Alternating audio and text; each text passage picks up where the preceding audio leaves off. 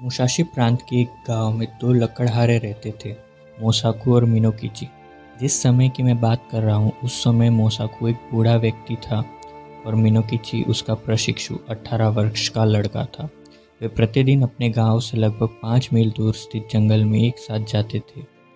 उस जंगल के रास्ते में पार करने के लिए एक विस्तृत नदी थी और वहाँ एक नौका नाव थी। जहाँ नौका नाव है वहाँ कई बार पुल बनाया गया है, लेकिन पुल हर बार बाढ़ में बह जाता था। नदी में पानी के बढ़ने पर कोई भी आम पुल वहाँ धारा का विरोध नहीं कर सकता। एक बहुत ठंडी शाम को मोसाकू और मिनोकिची घर जा रहे थे। तभी एक बड़े बर्फीले तूफान ने उन्हें घेर लिया। वे नौका पर पहुँचे और उन्होंने पाया कि नाविक अपनी नाव नदी के दूसरी ओर छोड़कर चला गया है। यह तैराकी का दिन नहीं था। लकड़हारों ने नाविक की झोपड़ी में शरण ली। खुद को भाग्यशाली समझ रहे थे कि उन्हें कोई आश्रय मिल सका। झोपड़ी में कोई अंगीठी नहीं थी, न ही आग जलाने के लिए कोई जगह थी। यह केवल 2 चटाई वाली झोपड़ी थी जिसमें एक दरवाज़ा था, लेकिन कोई खिड़की नहीं थी। मोसाकू और मिनोकिची ने दरवाज़ा बंद किया और अपने पुआल रेनकोट के साथ आराम करने के लिए लेट गए। पहले तो उन्हें अधिक ठंड नहीं लगी। उन्होंने सोचा कि तूफान जल्द ही खत्म हो जाएगा। बूढ़ा आदमी लगभग तुरंत ही सो गया, लेकिन लड़का मिनोकिची बहुत देर तक जगता रहा। भयानक हवा और दरवाजे पर लगातार गिरती बर्फ को सुनता रहा। नदी गरज रही थी और झोपड़ी नदी में कबाड़ की तरह हिलती और चरमराती रही। यह एक भयानक तूफान था और वायु हर पल ठंडी होती जा रही थी और मिनोकिची अपने रेनकोट के नीचे काँप रहा था। लेकिन आखिरकार ठंड के बावजूद उसे भी नींद आ गई। उसके चेहरे पर बर्फ की बौछार से उसकी नींद खुल गई। झोपड़ी का दरवाज़ा ज़बरदस्ती खोला गया था और बर्फ की रोशनी में उसने कमरे में एक महिला को देखा। एक महिला जो पूरी तरह से सफ़ेद रंग में थी। वह मोसाकू के ऊपर झुक रही थी और उस पर अपनी सांसें फेंक रही थी और उसकी सांसें चमकीले सफ़ेद धुएं की तरह थी। लगभग उसी क्षण वह मिनोकिची की ओर मुड़ी और उसके ऊपर झुक गई। उसने चिल्लाने की कोशिश की, लेकिन पाया कि उसके मुंह से कोई आवाज़ नहीं निकल रही थी।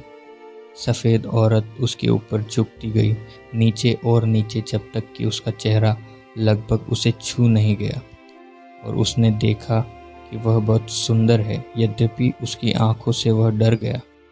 थोड़ी देर तक वह उसे देखती रही, फिर वह मुस्कुराई और वह फुसफुसाई, मैं तुम्हारे साथ दूसरे आदमी की तरह व्यवहार करना चाहती थी, लेकिन तुम्हारे लिए दया महसूस करने से खुद को नहीं रोक पाई, क्योंकि तुम बहुत छोटे हो। तुम एक सुंदर लड़का हो मिनोकिची, और अब मैं तुम्हें चोट नहीं पहुंचाऊंगी। लेकिन अगर तुमने कभी किसी को, यहाँ तक कि अपनी माँ को भी इस बारे में बताया कि तुमने इस रात को क्या देखा, तो मुझे पता चल जाएगा और फिर मैं तुम्हें मार डालूंगी। मैं जो कहती हूँ उसे याद रखना। इन शब्दों के साथ वह उसके पास से मुड़ी और दरवाजे से होकर चली गई।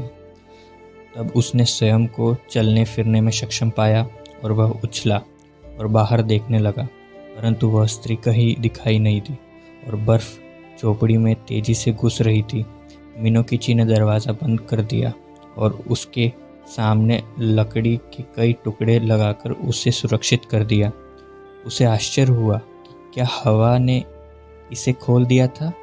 उसने सोचा कि वह केवल सपना देख रहा था और दरवाजे में बर्फ की रोशनी की चमक और एक सफ़ेद महिला की आकृति समझ लिया होगा, लेकिन वह निश्चित नहीं हो सका। उसने मोसाकू को बुलाया और डर गया क्योंकि बूढ़े व्यक्ति ने उत्तर नहीं दिया। उसने अंधेरे में अपना हाथ बाहर निकाला और मोसाकू के चेहरे को छुआ और पाया कि यह बर्फ थी। मोसाकू बिल्कुल मृत और मृत था। भोर तक तूफान खत्म हो गया और जब नाविक सूर्योदय के थोड़ी देर बाद अपने स्टेशन पर लौटा तो उसने मिनोकिची को मोसाकू के जमे हुए शरीर के पास बेसुध पड़ा हुआ पाया। मिनोकिची की तुरंत देखभाल की गई और जल्द ही वह अपने आप में आ गया, लेकिन उस भयानक रात की ठंड के प्रभाव से वह काफ़ी समय तक बीमार रहे। बूढ़े की मृत्यु से वह भी बहुत भयभीत हो गया था, लेकिन उन्होंने श्वेत वस्त्रधारी स्त्री के दर्शन के बारे में कुछ नहीं कहा। जैसे ही वह फिर से ठीक हो गया, वह अपने काम पे लौट गया। हर सुबह अकेले जंगल में जाता था और रात होने पर अपनी लकड़ियाँ के गट्ठर के साथ वापस आता था, जिसे बेचने में उसकी माँ उसकी मदद करती थी। एक शाम अगले वर्ष की सर्दियों में जब वह घर जा रहा था, उसने एक लड़की को पीछे छोड़ दिया जो उसी सड़क से यात्रा कर रही थी। वह एक लंबी पतली लड़की थी, बहुत अच्छी दिखने वाली थी। उसने मिनोकिची का अभिवादन पक्षी जैसी सुखद लगने वाली आवाज़ में किया। फिर वह उसके पास गया और वे बातें करने लगे। लड़की ने बताया कि उसका नाम ओयुकी है। उसने हाल ही में अपने माता पिता को खो दिया है और वह येदो जा रही थी, जहां उसके कुछ रिश्तेदार थे जो उसे एक नौकर का काम खोजने में मदद कर सकते थे। मिनोकिची जल्द ही इस अजीब लड़की पर मोहित हो गया और जितना अधिक वह उसकी ओर देखता था, उतनी ही अधिक सुंदर प्रतीत होती थी। उसने उससे पूछा कि क्या उसकी अभी तक मंगनी हुई है, और उसने हंसते हुए उत्तर दिया कि वह स्वतंत्र है।